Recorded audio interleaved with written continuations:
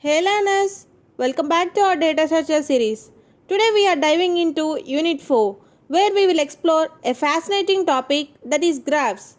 This is where things get even more exciting as we transition from linear structures to a whole new way of organizing and connecting data. So let's get started. A graph is a nonlinear data structure made up of two main components, nodes also known as vertices, and connections between them called edges or arcs.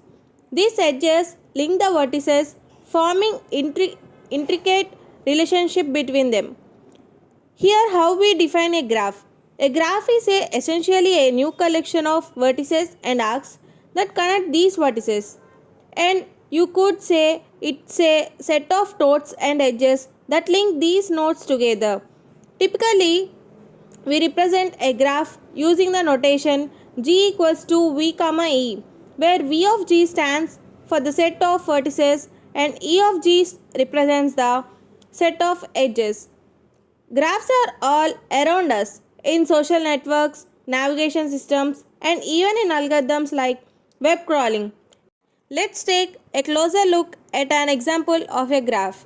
Here we have graph with 5 vertices and 7 edges. We can represent this graph as g equals to v comma e, where v of g is the set of vertices, that is a, b, c, d, e, and e of g is the set of edges where a comma b, a comma c, a comma d, b comma d, c comma d, b comma e, and e comma d are the edges. This means each vertex like A, B or C is connected to one or more or other vertices through edges. For example, vertex A is directly connected to vertices B, C and D. Graphs like this are widely used to represent networks such as roadmaps, social connections or even communication systems. Now that we have seen an example of a graph, let's dive into some important graph terminology that will help us understand how graphs work. Vertex. A vertex, also known as a node, is an individual data element in a graph. For instance, in the example graph, A, B, C, D, E are the vertices. Coming to the edge, an edge also called an arc is the connection of between two vertices. It is represented as pair like starting vertex comma ending vertex. For example, in our graph, the connection between A and B is represented as A comma B. Now, edges can be classified into three types, that is undirected edge, directed edge and weighted edge. First one, undirected edge. This is a bidirectional edge. If there is an undirected edge between vertices A and B, then A comma B is same as the B comma A. Coming to directed edge, it is a one-way edge. There is a directed edge between A comma B, then A comma B is not the same as B comma A. Coming to the weighted edge, a weighted edge carries a value or cost associated with it, such as distance, time or capacity. Now coming to the next slide, we will talk about some different types of graphs and some additional terminology that's essential for understanding graphs. Firstly, types of graphs. First one is undirected graph. A graph where all edges are undirected is called an undirected graph. This means there is no specific direction between the connected vertices. Second one is directed graph. A graph where all edges directed is known as directed graph. Here every edge has a specific direction. Third one is mixed graph. A graph that contains both undirected and directed edges is called a mixed graph. Coming to the key terminology, end vertices or endpoints means the two vertices connected by an edge are called its end vertices or endpoints. Origin or end destination means for a directed edge, the vertex is called the origin and the second vertex is the destination. Coming to the adjacent. If there is an adjacent edge between two vertices such as A and B, then A and B are to be said to be adjacent. Instant means an edge is said to be instant on a vertex if that vertex is one of its endpoint. Outgoing edge is a directed edge is called an outgoing edge with respect to its origin vertex. An incoming edge is a directed edge is called an incoming edge with respect to its destination vertex. Now let's talk about some more important terms used in graphs. The first one is degree. The total number of edges connected to a vertex is called its degree. For instance, if a vertex has 3 edges connected to it, its degree is 3. And second one is in degree and out degree. In degree means the number of incoming edges connected to a vertex is called in degree. The out degree means the number of outgoing edges connected to a vertex is called out degree. These are especially useful when working with directed graphs. And nextly, parallel edges or multiple edges.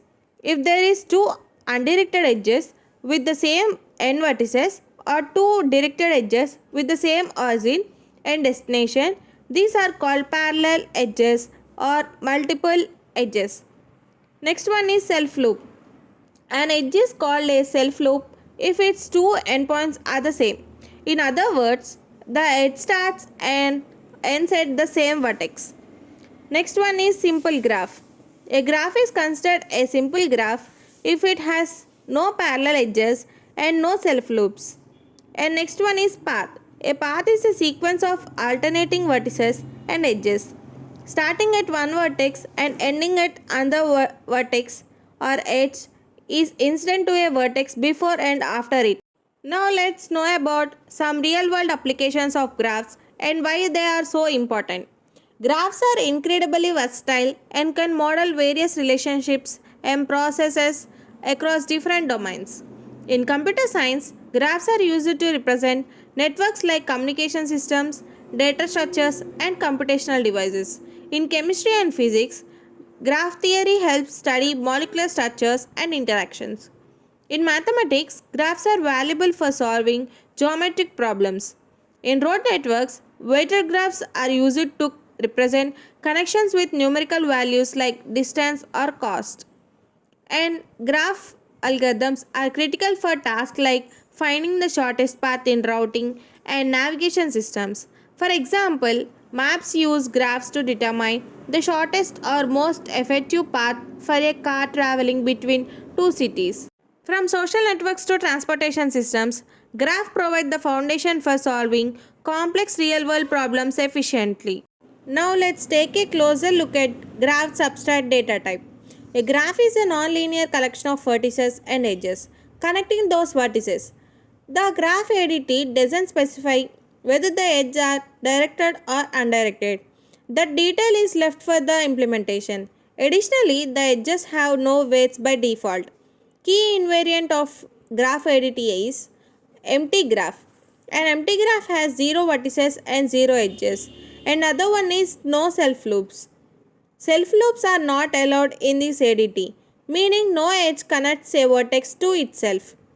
The attributes of the graph ADT are number of vertices. This represents the count of vertices in the graph. The number of vertices is always greater than or equal to the 0. And next one is the number of edges. This represents the count of edges in the graph. The number of edges is always between 0 and n into n minus 1, where n is the number of vertices in the graph.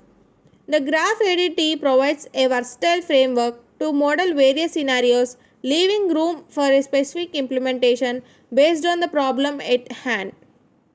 That's all for today's video on graph terminology and the graph ADT. I hope this gave you a clear understanding and how graph works effectively. In next video we will explore more topics from Unit 4, that is graphs, including their operations, representation, traversal techniques and etc. Don't forget to like, share and subscribe to the channel. Thank you for watching. I will see you all in my next video.